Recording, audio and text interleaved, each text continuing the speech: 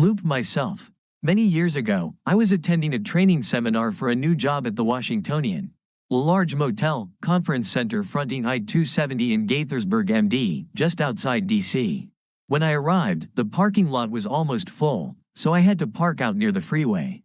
As I was getting out of my rental car, I glanced at the freeway and my gaze was immediately locked on an approaching car.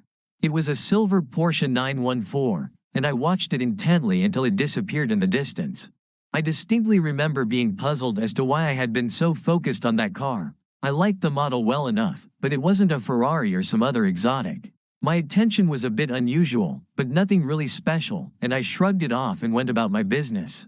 The experience, however, was notable enough that I became more aware of the 914 and eventually bought one.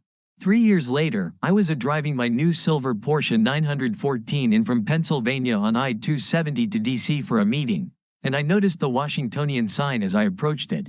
And as I passed by, I distinctly saw myself standing next to that rental car in the parking lot watching me back. It felt like touching a live wire. I knew without a doubt that it was me watching me drive by.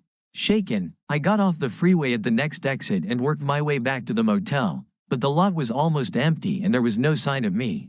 But I now knew the reason why that encounter 3 years previously stuck in my head. Some kind of weird causal loop connected my past and future self. Coda.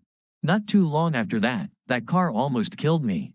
I was driving on a rural highway one night and all of a sudden I could smell very strong gas fumes. Within a few seconds, the passenger compartment lit up as the engine, located just behind the two-seated cabin, caught on fire. I bailed out at about 40 miles per hour and watched the fuel tank explode and the magnesium wheels and transmission case catch on fire. It was quite the show. A couple of weeks later, I got a recall notice from Porsche. It seems the fuel injector lines were in danger of cracking and dumping raw gas all over a very hot engine. I used the insurance settlement to buy a new one.